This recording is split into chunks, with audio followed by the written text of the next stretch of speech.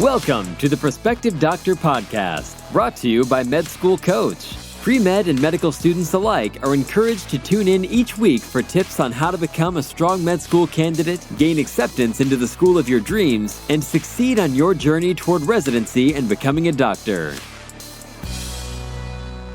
Hello, everyone. I'm super excited to have a very special guest on today, Dr. Eric Gantwerker. I'm just going to give him a moment to let us know a little bit about yourself. Excellent. Well, thanks so much for having me on. I really appreciate it. A little bit about myself. So I grew up in Chicago. I went into medicine after going around a lot of different things. I went into engineering. I was going to do food science. My brother was a doctor, so I didn't really want to go into medicine. But then when I got into college, I actually did some emergency medicine technician training and started working pre-hospital and then got interested in medicine. So eventually went into medicine. I was actually in DC for about a year. I did a post-bac program, got a master's. Absolutely love DC. I miss it so much. But then always welcome back. Yeah, that's awesome. You're always welcome back. I'm here. We can do lunch. DC, I've tried to convince all of my friends to move, but yes. I love DC. So then I went to med school here in Chicago, went to residency in Cincinnati in otolaryngology, and then went to fellowship at Boston Children's Hospital in Boston. After I finished my medical training, I got a master's in medical education. My specific focus was on educational technology, educational research, and the cognitive science of learning. And then started getting some opportunities doing, basically faculty development around the country, got interested in video games, got involved with my current company, which I'm sure we'll talk about, all the way back after in 2015. And then, been spending my time splitting between clinical practice as an otolaryngologist and pediatric otolaryngologist here in Chicago, and working for this company making video games for doctors. That's so cool. And it also shows like how small the world is, because not only do we have the DC connection, we have the Boston connection. I went to BU for med school. I saw it. Yeah. Small world. Yeah. I don't miss the cold, but I see you just went from one cold to another. Yes, exactly. It was easier that way. I had already had the winter clothes, so. Absolutely. Let's talk a little bit about otolaryngology. What made you enter the field in pediatric ENT more specifically? Yeah, so I always had an interest in working with kids. I always explain it that, at the end of the really hard day of work, you come in and seeing an adult, obviously as a doctor, you appreciate working with anybody and being able to help. But kids just have this unique ability to make you smile, make you laugh. I got a hug today from one of my patients. When adults do that, you sort of call security. So I think when it's kids, it's just much more accepted. And so after a hard day, you come in and you see a kid smiling and they appreciate it. And, I don't give shots, so it always helps. But, they're just a unique population that is really enjoyable, and they're in need. And a lot of times they didn't do it to themselves. And so, you really have that innocence, and I really appreciate working with that population. I appreciate working with parents. Not many people, that's always the tough part of being in pediatrics is you have two patients. And so I actually really enjoy working with the parents, and, I take it very seriously, having them trust me to take care of their children, and that, pays dividends for me. So when I went into otolaryngology, I knew that it was a field where you could work with kids and adults. And I like the idea that I could operate and I could still do medical practice. It's one of those surgical specialties that really has a medical aspect to it. So you treat a lot of things medically, but you also do the surgical aspect. And then you work from birth to death. The youngest kid I ever operated on was negative 45 minutes. Wow. So, just the tremendous ability just coming out of training to deal with a whole host of different things. And just the anatomy of the head and neck is just so interesting, so intricate. It's such a small space that you're doing a lot of different things in. And, there's a lot of difference. Like in ophthalmology, you're always working on the eye. But for us, we have the eyelids, we have the nose, we have the mouth, we have the throat, we have the trachea, we have the parotid, we have the ear. Like there's just different anatomical things in such a small space that we work with. And I think that was really, really interesting to me, because you had to master all of these different areas of specialties, and working specifically in kids, it was just really, really rewarding experience for me. I think that's quite fascinating. I've never really, thought about ENT like that, but now when you say all of those things, it's interesting to me because I'm a family physician Yeah. And it's kind of like you're like the family doctor of the head and neck. Like you're doing everything and you're seeing the cradle to the grave. Like that's awesome. Yeah.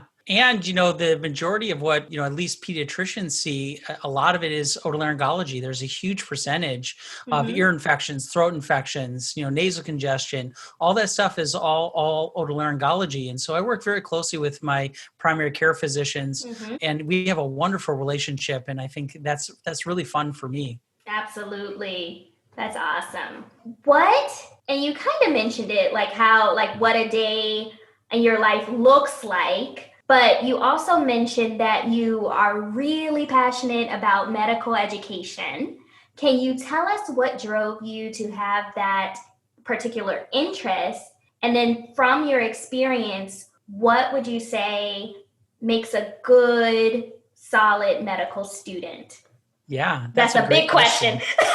That's a great question. I do a lot of mentorship for medical students. I actually met with two today. Wow. I have a third one I'm supposed to talk to, but so I have, sort of entertained those questions before. What got me passionate about it was I came from a family of teachers. So my dad was a Chicago public school teacher. So he taught in the inner city for 35 years. And he swore to me that he never let me become a teacher because it was a tough go, being into the Chicago public school system. My mom, got her master's and her undergrad degree in education. She ended up going into something else, but I always thought it was something that was sort of in my blood, if you will.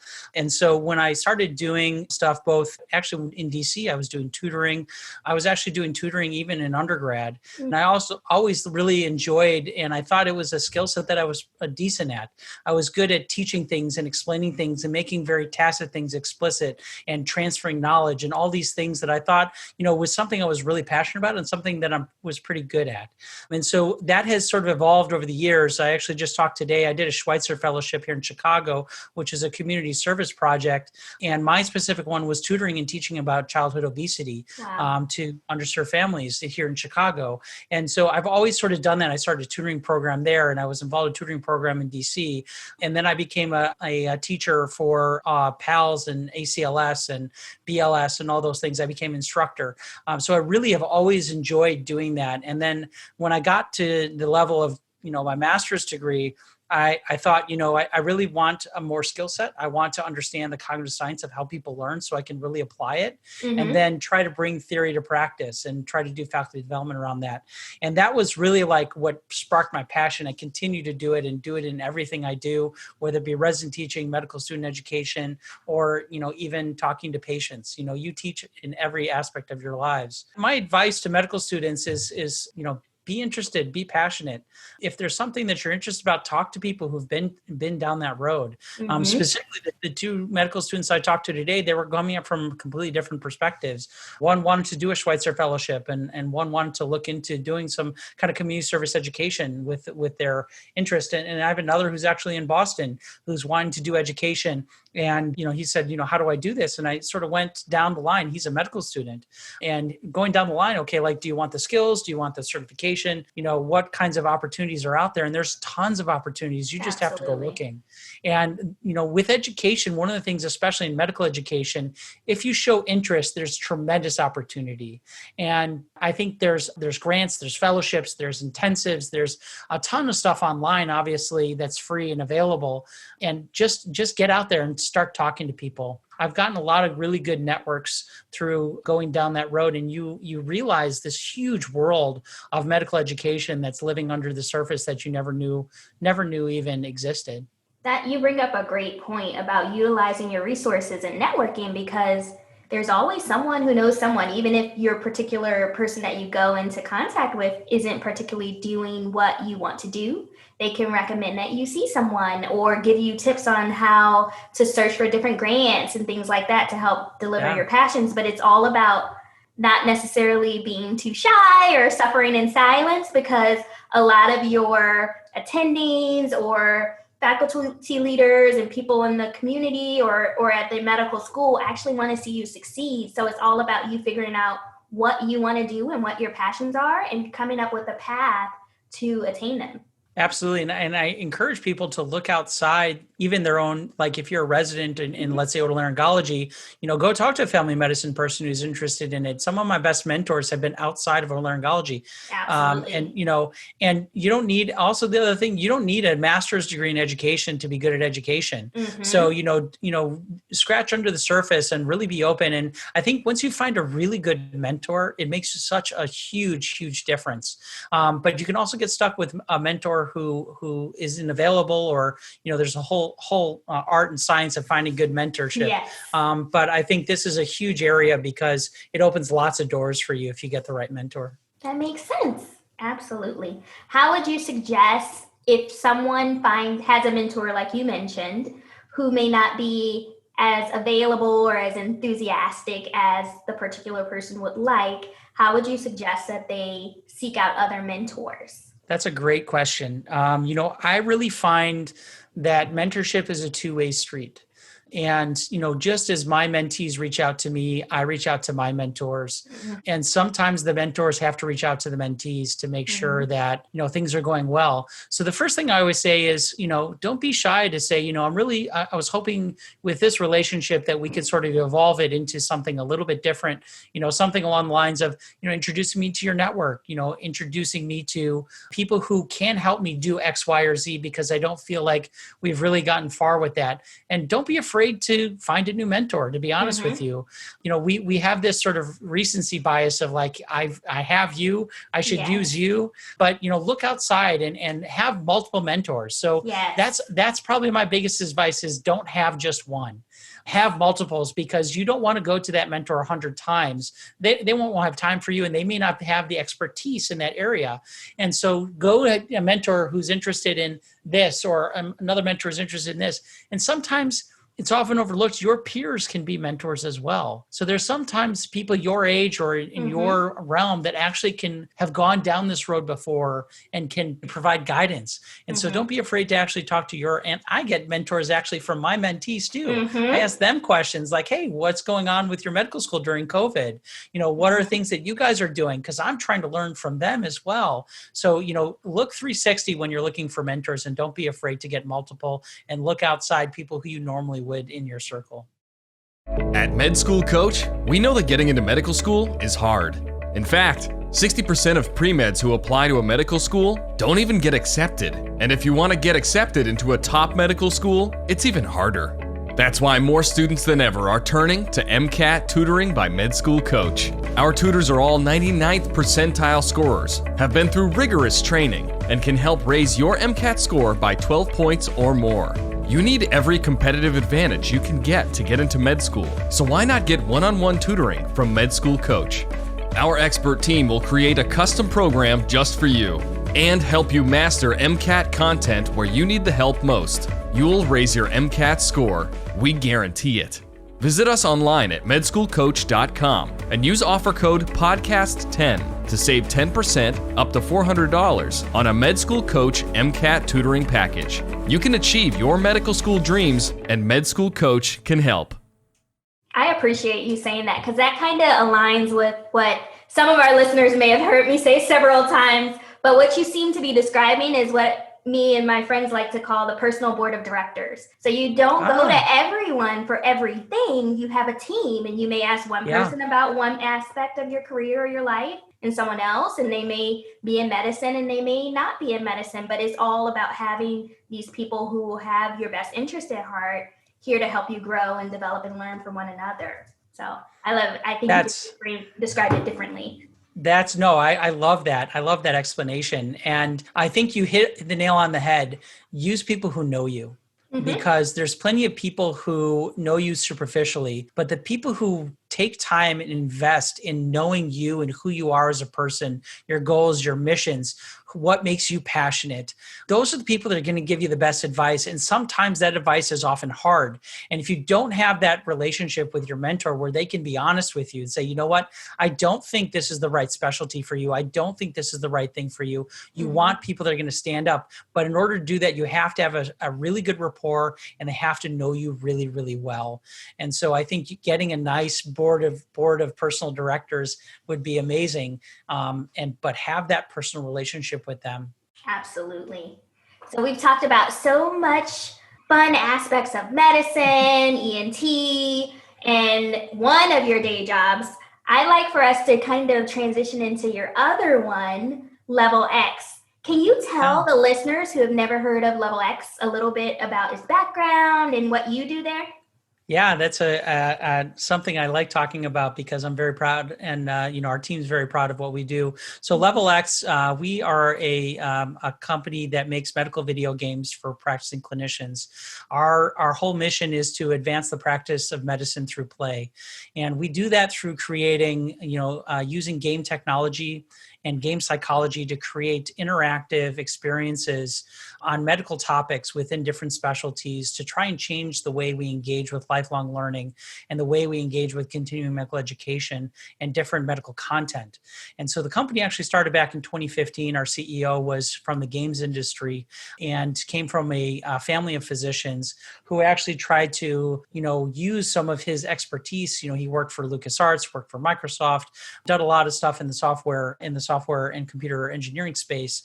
And he basically, he created some content that was sort of the precursor of Level X and put it out for his father and basically became a huge success overnight because it was in the App Store. A bunch of people downloaded it, a bunch of people used it. And he saw a huge opportunity because there was a huge gap and a huge need in medical education and health professions education in how we can use creative technologies to try and drive learning and to drive experiences and to drive understanding. And so I think that's where Level X sort of saw the opportunity and really started back in 2015 with, 3 people in a garage. It wasn't really a garage, but it was 3 people in a small office. We're now over, I think, 110 employees. So we have basically had logarithmic growth for the last 5 years.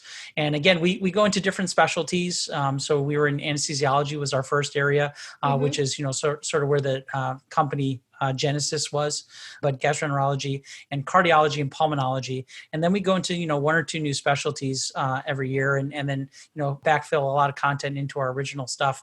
We both do procedural stuff and medical decision-making, decision analysis, things like that, judgment, so we have really sort of the gamut of everything from some stuff that's really highly interactive and visually appealing to, really puzzle-based games and branching logic, things like that. That's really fascinating. I can only imagine we're the future of healthcare. There are so many different facets and things going into play. Currently now, I work for a telemedicine company, and I've been there for about 2 years full time, and just seeing how much change can happen over a short amount of time and how it can impact the way that we as physicians learn, because the brain is so vast and fascinating in itself. So I really appreciate you guys working on that. And I can only imagine, like, if I was in med school when this stuff was going on, or in residency, how cool it would be to play games, to learn how to treat and save patients. So I appreciate you working on that. What is your particular role in the company? Yeah, so I'm the Vice President Medical Director. So with my medical education background and my healthcare education background, I basically do oversee everything from a medical and educational aspect across the company. So I work with all of our subject matter experts who sort of help drive and develop content with our in-house medical team. I sort of advise our medical team and work with the whole executive team on everything medically related, from reviewing content to, strategy to working with some of our clients to sort of imagine what their needs are and, really try to drive home our messaging and working with different societies, organizations to create stuff that fills the need. And so I think that I absolutely love what I do, and it uses every skill set that I have and even manage more. Like, I've learned so much about medical video games. I've learned about, technology. I've learned about game engines. I've learned about virtual reality, augmented reality, all these different technologies that we use in-house and how they can pertain to medical education and healthcare in general, coming in. And telehealth is obviously, with COVID and everything, the world has flipped on its head on telehealth. So it is a very good time to be in telehealth as well. Yeah. So we're all learning together, and it'll be interesting. Maybe Level X will partner with a telemedicine company or something and work on the medical decision making. So it's super cool things. Speaking of, with COVID, have you guys had to adapt any of your games? Yeah, we've had, just like COVID has touched every part of society, it's touched every part of living. So, we actually had an office space down in the Loop, and now all of us are remote. So that was the first thing that changed back in March. And so I think, flexibility and technology have really been the core of what we do as a business, and has really been what's happened during COVID pandemic is a lot of inbound interest came to us because no longer could you do in-person education content. Absolutely. You couldn't see patients, medical students, residents, anybody practicing medicine. All of a sudden we had to figure creatively and flexibly with how people continue and even CME events. So if you think about large scale conferences, they weren't happening. So we got a ton of inbound interest on ways that, we could help, suffice some of the needs during this pandemic. And we actually used some of our game technology to create some COVID specific content in our games, trying to help. And, all of our stuff is free and available. So, we tried to roll out some free COVID content in several of our apps that, were very well received. So, COVID has definitely changed, everything for us and for society. And I think, we're just trying our best to help during this time. That's awesome. Which game is your favorite? That's a tough question. Like asking for your favorite child. Yes, exactly. I love all of them. Airway X was our first game, and I was an advisor at the time when it first came on, and it's very core to what I do. Flexible fiber optic intubations and scoping. So I've always loved it, and I really think that to think that 3 people put that together way back when. And you look at it now and you're just, that's unbelievable what they were able to do back then. And that was on an iPhone, 7, I guess, or iPhone 6, whatever it was. So just the technology that went into it and the team that worked on that, it's just phenomenal to think how far we've come. And still that game is still in our apps and it's still new and fresh. Any particular ones, and I know you guys might have some secrets that you have to keep, but any particular ones that are in development that cause the most excitement for you? Oh, we have so many. I think one of the things that we've been really trying to do is we want to take the hardest challenges in medical education and in continuing medical education and try to imagine, how can we create a game that helps conceptual understanding? And we have several projects in process right now that are very much deconstructing and demystifying very complex processes. And I am so excited about those opportunities, and hopefully we'll have those out pretty soon. But also, we have really cool puzzle games that are in development, really creative ways of how we're thinking about problems. We have, sort of multiple patient management that we just rolled out a game, and we're doing some others, really cool ideas. And our team is just so creative. We have great things that are coming out. We're going into several new specialties, which we'll get you some information on those. But I think, really, really amazing things that are coming down the pipeline. And I'm very, very excited to be here and be part of it. At Med School Coach, we know that matching into the specialty of your choice and the residency program of your dreams has a dramatic impact on your career as a physician. And your USMLE score is the most important acceptance factor of all. That's why more students than ever are turning to Med School Coach for USMLE tutoring. Our tutors are all 260 plus scorers and have been through rigorous training. Plus, the average student who uses Med School Coach tutoring raises their score by 23 to 55 points. There is an enormous amount of material you need to know for Step 1 and Step 2, and Med School Coach can help you be smart about how to study. We'll create a custom program just for you. Then, we'll help you master USMLE concepts where you need help most. You'll raise your USMLE score. We guarantee it. Visit us online at medschoolcoach.com and use offer code PODCAST10 to save 10% up to $400 on a Med School Coach USMLE tutoring package. You can achieve your medical school dreams, and Med School Coach can help. That's awesome. Do you guys ever have any medical students rotate through the company to learn? That's a great question. So we do have some physicians that actually work for us, that were former medical students. We traditionally didn't have an internship program, but we're starting to. So we're starting to have people specifically like engineering and some other folks that are starting to actually rotate with us. And so we're actually looking actively at trying to bring some medical students on to help us with content development and specifically about a few projects that we have coming down the line. So if people are interested, I implore them to please contact me, because there are definitely some opportunities that are coming down the pipeline, and we'll need some help with some content that they can definitely help with. And how is the best way to contact you? Should they reach out on LinkedIn or? Sure, either LinkedIn or Twitter at Dr. Eric Gant, Gant, and then also share a link for my email so that we can get that for you guys as well. And then just contact me. And, there's also links on our website that you can actually contact our team, and those get routed to me.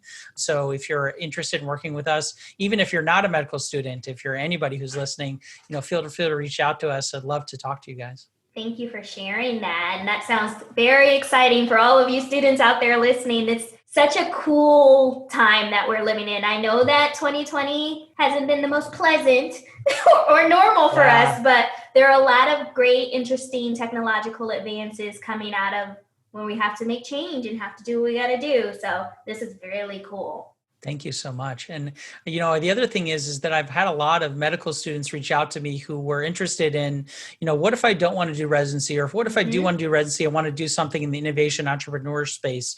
I've had, tons of people reach out to me over the years, and especially this year during COVID, because they're like, what, is there things that I can do, things to position myself to be a part of this? I'm interested in AI, or I'm interested in VR, I'm interested in AR, I'm interested in video games. I've had a ton of people reach out to me, and I applaud those people, and I want people to be creative and think outside the box.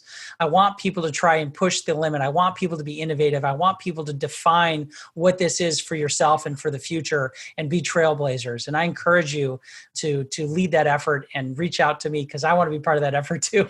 It sounds so exciting. And I think we kind of hit on it where we're thinking about in terms of my next question. But I want to see what you actually think.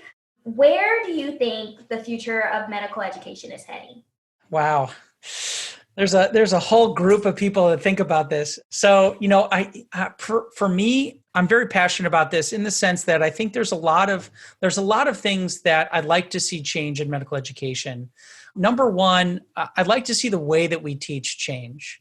I think that we know that didactics and we know that lectures don't work as well as being involved in actually thinking about problems. And obviously problem-based learning and systems-based learning have really taken hold, but we still do a lot of lectures that we know are very, very low on the on learning effectiveness. So that's the first thing I'd like to see. I'd like to see more creative ways. And I think one of the things that COVID has actually done is it's done a silver lining of us to think creatively about how we can actually engage our learners using technology. So even something as simple as video conferencing and trying to do lectures during video conferencing or discussions during video conferencing wasn't really part and parcel with medical education. Now it's had to, right? And so think about the advantages of video conferencing over being in a lecture hall. Number one, everybody can hear. Everybody can see, everybody can talk, everybody can chat, everybody can interact with the actual material that's being presented. So take advantage of that. We now are in a space where we're doing this out of necessity, but now we can leverage these technologies effectively to actually think creatively about how future medical education should be taught, and use technologies to do that. I think virtual reality, augmented reality, I think they will have a place. I think we're not quite there yet to actually have them fully integrated, but I think in the future of medical education, we'll think creatively how to do procedure-based training, how to do different interactions on virtual interactions at virtual presence, team-based learning using virtual reality. And I'm really excited about that space. And I'm hoping that we continue to push that forward and try to use that technology for good. I think the way that we make decisions is going to change. We have AI decision support tools. We have AI examining radiology scans. So I think the way that we interact with patients, interact with information is going to change. And so that needs to trickle back down to medical education.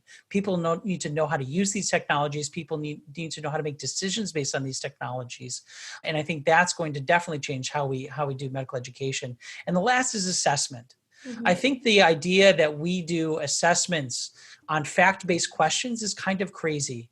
I think that our assessments should mirror what the actual practice of medicine is. And I think we have a long way to come, from step one and the different fact-based to more problem solving. I would like to see fewer acronyms. I'd like to see fewer memorization within medical education, because information is at your fingertips. And so if you can use information at your fingertips in clinical practice, then you should be able to do that during an assessment. And the assessment should actually test your ability to use that knowledge in a meaningful way to solve problems and to solve novel problems. And I would like to see assessments mirror that during medical education and in any educational experience. I think you just solved all of the issues in all the schools across America. If only they would listen. If only they would listen. I agree. If you can't tell, I'm a little bit passionate about this, but I love it. I'm just one person. We need a cadre of people to make this change. Absolutely. And I really appreciate all of your powerful insight. My final question for you is a two-parter. What is the best piece of advice you would give for a pre-med student, and then for the second part, a med student, in terms of starting their medical journey? Yeah, so for a pre-med student, get a really good idea of what you're good at and what you want to do with your life. I think that too many pre-med students follow this formula that they think is actually what medical schools want. But I think one of the things that I've found in interviewing medical students, in interviewing people for medical school, is the people who had an interesting background or did something not biology and did research and rotated with somebody. Those were the people that I wanted to talk to and that were most interesting, and they brought depth and interesting things to the medical and into the medical school and ultimately into the practice of medicine. So be interesting, but be interesting because you want to be interesting. If you're in humanities, you're in journalism, you're in anything outside of biology, I encourage you to think about medical school, and I encourage you to pursue your passions and your interests. And don't think that those would detract from your ability to do medicine. I think they would enhance them. And I think we need you in medicine because, there's too many really people who feel there's a formula. And I like people who go off the formula as much as humanly possible. So don't be bold, be daring, go off the formula. That would be my synopsis. For medical students, being a medical student now is really, really hard. The competition is tough, and you get into your own head and it becomes very daunting. And I encourage people not to be daunted. I encourage people to have a work-life balance. We know that people who start medical school have the same burnout scores as people who don't go into medical school. And sometime during medical school, they start getting burnout. And it's because I feel people don't have work-life balance. And I encourage people to try and pursue your hobbies, your interests, to try and find that balance. Medical school will always be there. You will always do well. Trust me, you'll do fine. But find that balance, because you need to be centered. You need to be whole in order for you to provide the best care to others. Thank you so much for that. And I really enjoyed our conversation. And hopefully you can come share some more pearls with us soon. Or some of our students may write in and say that they're doing an internship at Level X. So I'm so excited. And awesome. For now, I'll just ask all of our subscribers to click that subscribe button if you haven't. And you can say bye, and I'll see you guys next week. Thanks so much. Each episode of the Prospective Doctor podcast is brought to you by Med School Coach. To access articles, videos, webinars, and free tools to help you succeed on your journey toward medical school and beyond, visit our website, prospectivedoctor.com. We hope you tune in again next time.